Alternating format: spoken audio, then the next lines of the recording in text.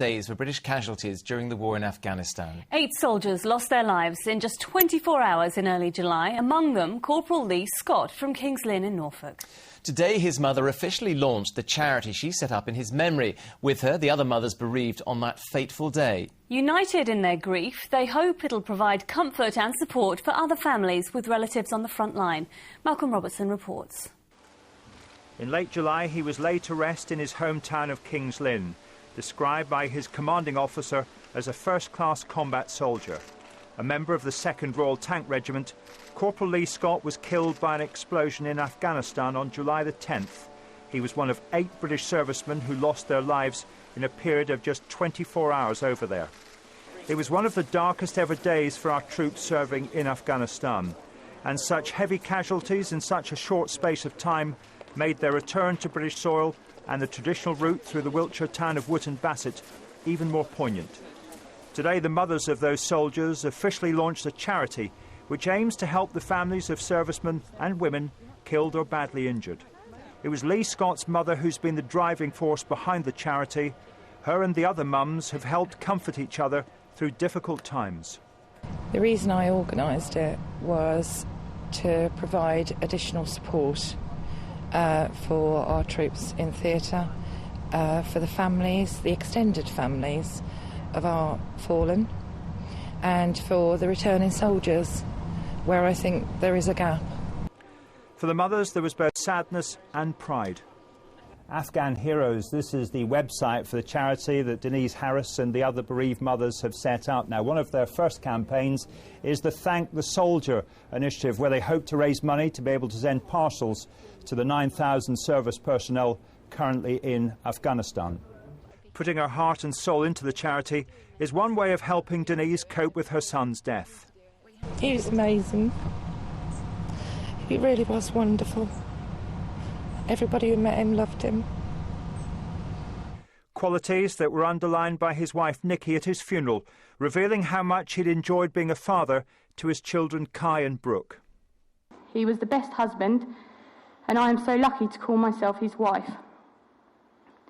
Lee, thank you for marrying me and making me happy and changing my life.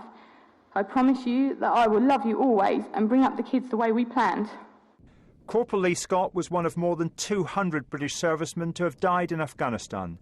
Today, his family are keeping alive his memory and, at the same time, hopefully helping others who receive sad news thousands of miles from home. Malcolm Robertson, Anglia News. Now, if you were watching our programme last night, you'll have seen those shocking images of a police officer in Essex using CS spray on a suspect after he'd been arrested. Alan Lethbridge had already been handcuffed when an officer was filmed directing the spray at his face in Brentwood. Well, Essex police say the arresting officers have now been placed on restricted duties. They've also called in the Independent Police Complaints Commission. Alan Lethbridge has been charged with assault and being drunk and disorderly, but he claims he's a victim of police brutality and is going to make an official complaint. Now, we've blurred some of the most graphic images in Phil Bale's report, but you might still find some of the pictures distressing. Alan Lethbridge looks back on a night out he'd rather forget. He'd won £4,000 on the pools and was celebrating with friends. Police brutality at its best. A cut above his eye and blisters around his nose and mouth are the outcome of an encounter with Essex police that went badly wrong. Mr Lethbridge was drinking in a pub in Brentwood with friends when staff asked police to help eject him. A cameraman filmed him handcuffed and being restrained by police, who then sprayed him with CS gas close to an open wound several times. Can you describe what it was like to be sprayed? Claustrophobic and scared, and some serious pain that I've never felt. Like my eyes, I went literally blind for about 10 minutes. And when I was younger, I used to suffer from bronchial asthma, and I get it now occasionally. I have to go down to the doctor and get asthma pumps.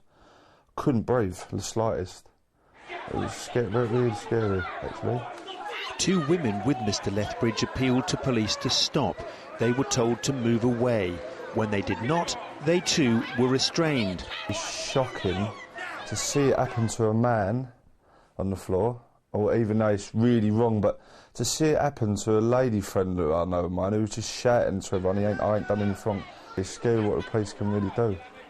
What you don't see on camera is police removing him from the pub.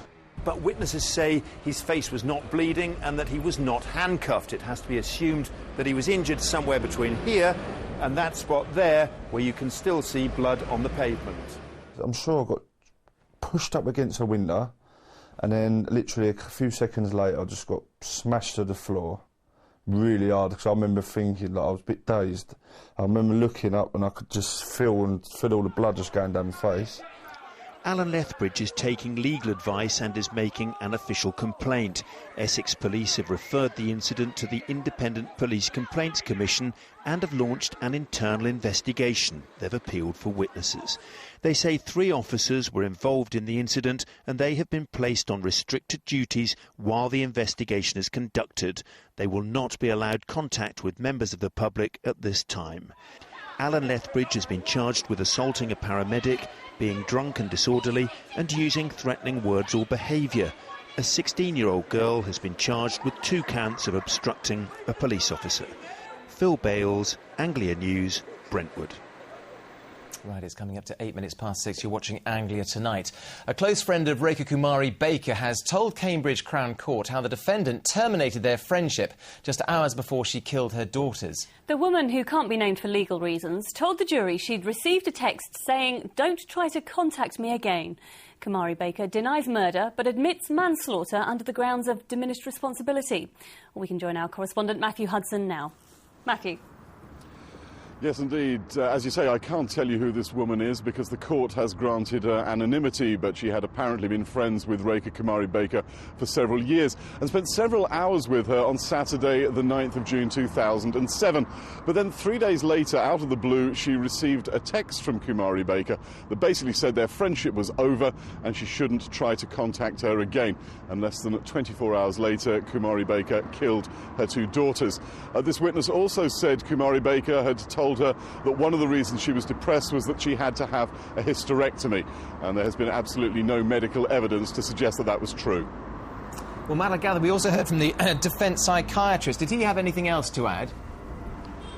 Well, Jonathan, there were some fairly tough exchanges between Dr. Lyle Hamilton, the defence psychiatrist, and the prosecution team. In fact, John Farmer QC, the main prosecutor, put it to him that he had taken far too much of what Kumari Baker had said to him in interview at face value, that he hadn't dug deep enough, that he hadn't gone to see her and interview her more than once. And in fact, at one point, Mr. Farmer went so far as to suggest that he had behaved irresponsibly. All right, Matt, thank you very much indeed for that. Now, next tonight, a boost for our region's motorsports industry as the Norfolk-based team Lotus prepares